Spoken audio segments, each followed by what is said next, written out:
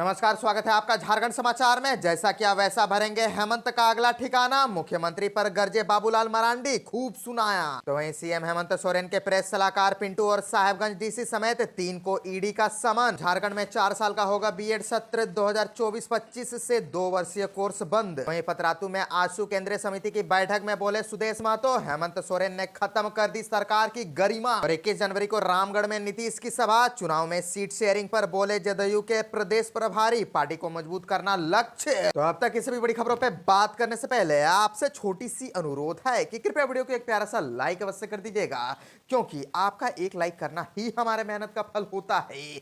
तो शुरुआत करते हैं आज की पहली और बड़ी खबर से। इस वक्त की बड़ी खबर झारखंड से आ रही है, जहां झारखंड में भाजपा प्रदेश अध्यक्ष बाबूलाल मरांडी ने मुख्यमंत्री हेमंत सोरेन पर जमकर निशाना साधा है और कहा है जैसा हेमंत ने किया है वैसा ही भरेंगे। हेमंत सोरेन का अगला ठिकाना होटवार जेल है। जांच एजेंसी के लगातार छापे और पैसों की बरामदगी से साफ हो गया है कि राज्य में भ्रष्टाचार चरम पर है। आखिर मुख्यमंत्री ईडी के सवालों से क्यों भाग रहे हैं? अगर वह गलत नहीं है तो फिर उन्हें ईडी के सवालों का जवाब सीना तान कर देना चाहिए। आपको बता दें कि बाबूलाल मरांडी पत्रकारों से मुखातिब हुए थे। उन्होंने कहा कि राज्य की कानून व्यवस्था बद से बदतर हो गई है। राजधानी रांची भी सुरक्षित नहीं है। पहले जेल से व्यवसायियों से रंगदारी की मांग, रंगदारी नहीं देने पर जान से मारने की धमकी दी जाती थी। अब समाचार पत्र से संपादक को जेल से जान मारने की धमकी दी जा रही है। शिकायत करने के बाद भी पुलिस कार्रवाई नहीं कर रही है। बाबूलाल मरांडी ने कहा कि राज्य को दलाल, भ्रष्ट अधिकारी, अपराधी और बिचौलिया मिलकर चला रहे हैं, जिसका सरगना मुख्यमंत्री हेमंत सोरेन है। उनका उदाहरण संपादक को धमकी देने वाला योगेंद्र तिवारी है। इसका शिबू सोरेन से सीधा संबंध है। यहाँ तक कि दुमका में शिबू सोरेन का आवास योगेंद्र तिवारी के जमीन पर ही बना है।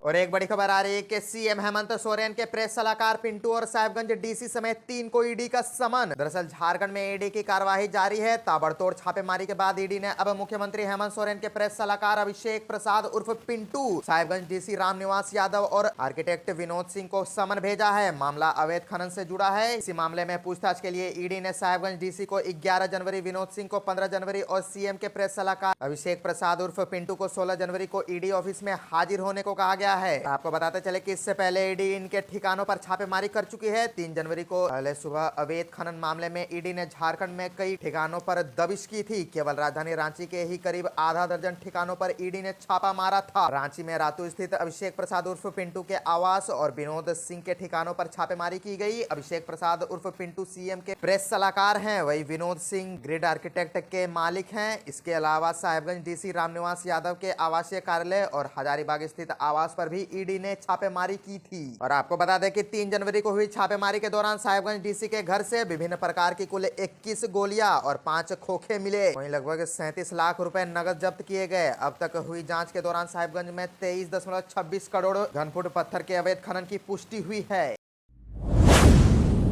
अब झारखंड में 4 साल का होगा बीएड सत्र 2024-25 से 2 वर्षीय कोर्स बंद। दरअसल नए शैक्षणिक सत्र से बीएड 4 साल का होगा, क्योंकि शैक्षणिक सत्र 2024-25 से 2 वर्षीय बीएड कोर्स बंद कर दिया गया है। National council for teachers education ने नोटिस जारी कर कहा है कि सत्र 2024-25 से 2 वर्षीय बीएड कोर्स की मंजूरी नहीं दी जाएगी। ऐसा नई शिक्षा नीति लागू होने के कारण किया गया है। वहीं 4 वर्षीय में बीए बीएड, बीएससी बीएड तथा बीकॉम बीएड का नाम भी बदल दिया गया है। अब इनका नाम इंटीग्रेटेड टीचर्स एजुकेशन प्रोग्राम रखा गया है। एनसीटीई के निर्देश के आलोक में ही सामाजिक न्याय और आधिकारिक मंत्रालय ने भी अधिसूचना जारी कर दी है। इसमें कहा गया है कि एनसीटी ने 2 वर्षीय बीएड कोर्स बंद करने का फैसला लिया है। सत्र 2024 से 25 से 2 वर्षीय कोर्स चलाने के लिए नई मंजूरी नहीं देने का फैसला किया है। 4 वर्षीय कोर्स चलाने के लिए एनसीटी नया प्रशिक्षण कार्यक्रम तैयार कर रहा है, जो प्रक्रियाधीन है।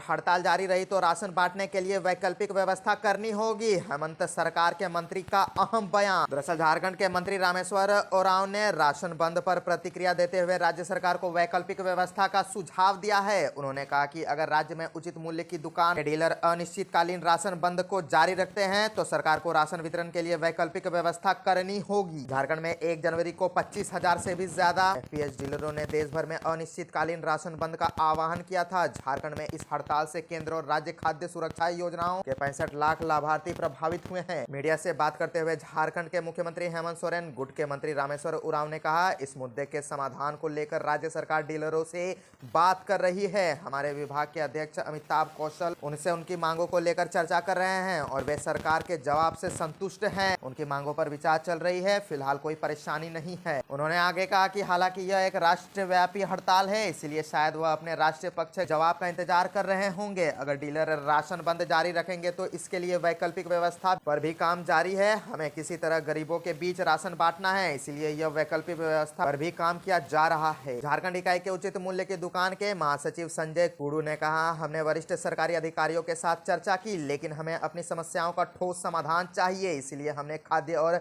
सार्वजनिक वितरण मंत्री से बात करने का अनुरोध किया है। उन्होंने बताया कि जिला स्तरीय डीलरों के साथ 7 जनवरी को बैठक होने वाली है।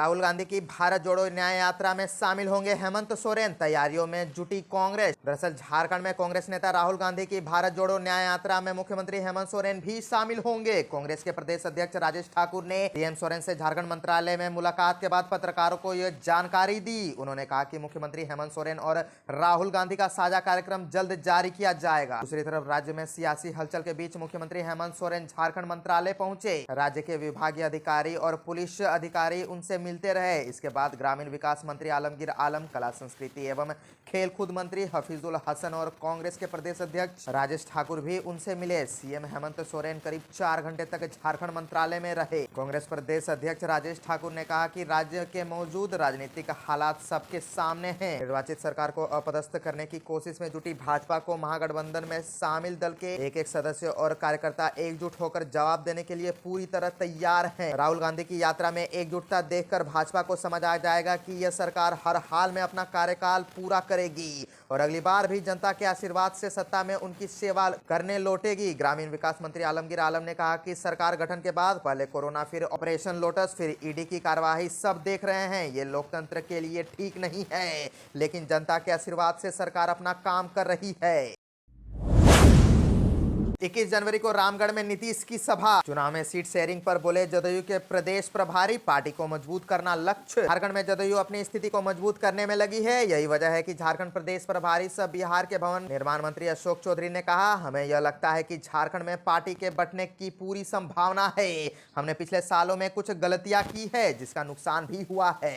हम पार्टी की ताकत को बढ़ाने की कोशिश कर रही है। हमारे पास अभी वक्त है। रामगढ़ में आगामी 21 जनवरी को बिहार के मुख्यमंत्री सह जदयू के राष्ट्रीय अध्यक्ष नीतीश कुमार की होने वाली जनसभा को लेकर जदयू जिलाध्यक्ष और कार्यकर्ताओं के साथ भी बैठक की है। अशोक चौधरी ने कहा कि हमारी अपनी रैली है, पार्टी की रैली है। अगर कोई और राजनीतिक दल आना चाहे तो आ सकता है। यह गठबंधन का नहीं, हमारी पार्टी का कार्यक्रम है। इसमें 50,000 लोगों की भीड़ आएगी। हम लोगों को हमेशा यह लगता है कि झारखंड में हमारा पोजीशन अच्छा है। हमने कहीं ना कहीं पिछले वर्षों में कुल गलतियां की है जिसका खामियाजा हमें भुगतना पड़ा है। सीट शेयरिंग की खींचतान के सवाल पर उन्होंने कहा कि पिछले 4 राज्यों के चुनाव में इंडिया गठबंधन अपने तमाम साथियों को चुनाव प्रचार में उतारा और इंडिया गठबंधन को फायदा होता, लेकिन भारतीय राष्ट्रीय कांग्रेस ने ऐसा नहीं किया जिसका खामियाजा कांग्रेस को भुगतना पड़ा। भाजपा रोकी गई तो इसका सबसे ज्यादा फायदा कांग्रेस को ही होता। चुनाव प्रचार में हमारे नेता नीतीश कुमार को नहीं बुलाया गया। प्रचार में गए होते तो फायदा जरूर मिलता। नीतीश कुमार ने इसका आगाज किया है, अब आगे चलने का काम कांग्रेस का है। वहीं उन्होंने न्याय यात्रा को लेकर कहा कि कांग्रेस का यह निजी कार्यक्रम है, हमें अगर बुलाएंगे तो हम पार्टिसिपेट करेंगे। अगर सीट शेयरिंग और प्रचार को लेकर गठबंधन से बात नहीं बन रही तो ऐसे में गठबंधन चलेगा।